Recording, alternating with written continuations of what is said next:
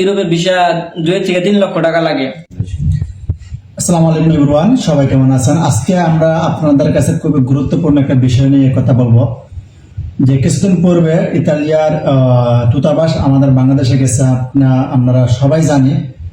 তো এই বিষয় নিয়ে আজকে আমরা সবাই আপনাদের কাছে কিছু কথা বলবো। তো আপনারা ভিডিওটি শুরু থেকে শেষ পর্যন্ত দেখবেন। সাদিক, আপনি শুরু করুন। তো কিছুদিন আগে শোনা গেছে যে ইতালিয়ান বাংলাদেশে গেছিল, যাওয়ার পরে 2023 সাল থেকে যারা ভিসার জন্য অ্যাপ্লাই করছিল 25 সাল পর্যন্ত অপেক্ষা করছিল, তাদের সবার ভিসা রিজেক্ট করে দিছে। কিসের জন্য রিজেক্ট করলো? এটার কারণ হচ্ছে কি, আপনাদের দালালে যে আপনাদের ভিসা দিয়ে সময় নিছিল 6 মাস, 1 বছর, 2 বছর যাই সময় নিছিল, সব দিছিল যে নুলসতা দিছে ফেক, ডুপ্লিকেট, সবকিছু ডুপ্লিকেট দিছে। দূতাবাস যাইয়া সমস্ত কিছু চেক করে দেখে সবকিছু ডুপ্লিকেট, সবকিছু একবারে সমস্ত কিছু রিজেক্ট মেরে দিয়েছে। 2023 সাল থেকে 25 সাল পর্যন্ত যারা অপেক্ষা ছিল সবার স্বপ্ন একবারে শেষ করে দিয়েছে। তো এটার কারণ হচ্ছে কি, দালাল হইতেছে কি সবগুলি ডুপ্লিকেট কাজ করে। যেমন ধরেন, আপনার মতো লোকের কাছ থেকে 3 লাখ করে টাকা নিব, 3 লাখ করে টাকা নিয়ে যদি 40 জনের কাছ থেকে 3 লাখ করে নিয়ে আপনার 2-3 বছর ওয়েট করাইতে পারে, তাহলে সেই 1 কোটি টাকার উপরে তার হাতে রইল টাকা। সেই টাকাটা যদি বিজনেসে খাড়ায় বা ব্যাংকে রাখে, তার কিন্তু অনেক টাকা আয় হবো, কিন্তু ক্ষতি হবো আমাদের মতো পাবলিকের ক্ষতি হবে, হয়রানি হব, সময় নষ্ট হবো, সবকিছু 2-3 বছর একটা মানুষের জীবন থেকে চলে গেলে আর কি থাকে জীবনে? টাকা পয়সা সবকিছু নষ্ট হয়ে যাবো। তো এই যে আমার সাদিক, ও কিন্তু অ্যাপ্লাই করছিল, বাংলাদেশে থাকতে অ্যাপ্লাই করছিল ইতালির জন্য, আর সমস্ত কিছু ডুপ্লিকেট দিছে, দালালে সমস্ত কিছু ডুপ্লিকেট দিছে, কোনো ভিসা নুলসতা সব ডুপ্লিকেট, কোনো ভিসা কিচ্ছু নাই। তো কিন্তু ডুপ্লিকেট পাইয়া টাকা পয়সা মার খেয়েছে অনেক, দালালে টাকা ফেরত দেয়নি আর কি, অনেক হেনাস্ত হয়েছে। তারপর লিবিয়া দিয়া তারপরে ইতালি আসছে। তো কিছু বলো সাদিক।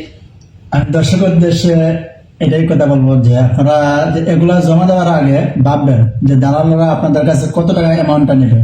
তো আমরা যত অ্যামাউন্ট যে জানি, তো ওই অ্যামাউন্ট থেকে কিন্তু দালালরা কিন্তু বেশি নেয়। তো ওই বেশিটা কেন নেয়? তো যে একটা অ্যামাউন্ট নেয়, এই অ্যামাউন্টটা কিন্তু লাগে না। ওরা কিনে স্পন্সর ভিসার 3 থেকে প্লাস 4 লক্ষ টাকার মতো নেয়, আর এগ্রিকালচার ভিসা নেয় কত 1 লক্ষ। ওই যে একটা অ্যামাউন্ট নেয় দালালরা, এই অ্যামাউন্টটা কিন্তু লাগে না। আমি নিজে চেক করছি এবং আমি নিজের চোখে আমার এগুলা দেখা।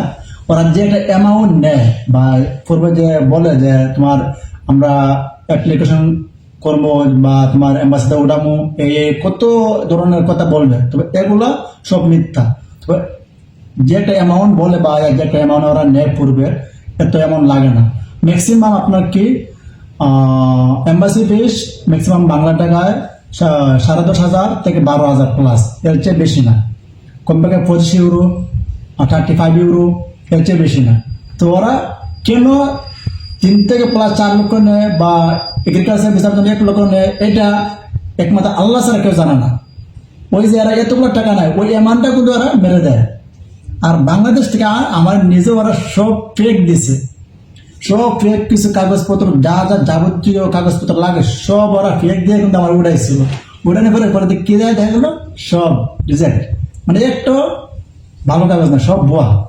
তো আপনাদেরকে আমরা এটাই বলবো যে এগুলা করার আগে ভাববেন যে কাগজটা কি ভালো, বা যার মাধ্যমে আপনার কাজটা করবেন ওই কি ভালো, যে অ্যামাউন্টটাতে আপনাদের দাবি করতেছে যে সঠিক অ্যামাউন্টটা দাবি করছে।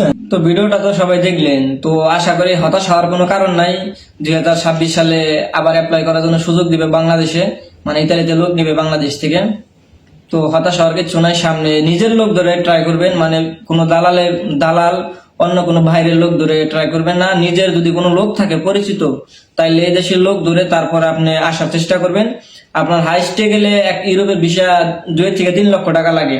ইউরোপের ভিসার জন্য ট্রাই করলে টাকা খরচ হয় 2 থেকে 3 লক্ষ টাকা। সেইখানে আপনার দালাল নিতে আছে 22 লাখ 25 লাখ, যার কাছ থেকে যেমন নিতে পারে। এটা কিন্তু সবই ডুপ্লিকেট, এটি সব দালালের চক্র, দালাল এটি সব খাইয়ে ফেলে। ইতালিয়ানরা তো এগুলো জানেই না। পরে এইবারে আপনার বাংলাদেশে দূতাবাস গেছে, যাই সবকিছু ফাস্ট করে দিয়েছে, সবকিছু শুই না, তারপরে মনে করেন যে সবার ভিসা সব রিজেক্ট মেরে দিয়ে এসে করছে। তো যা করবেন সবাই ভাইবা চিন্তা করবেন, নিজের লোক থাকলে করবেন। ভিডিওটা ভালো লাগলে সবাই শেয়ার করে দিবেন। আল্লাহ হাফেজ।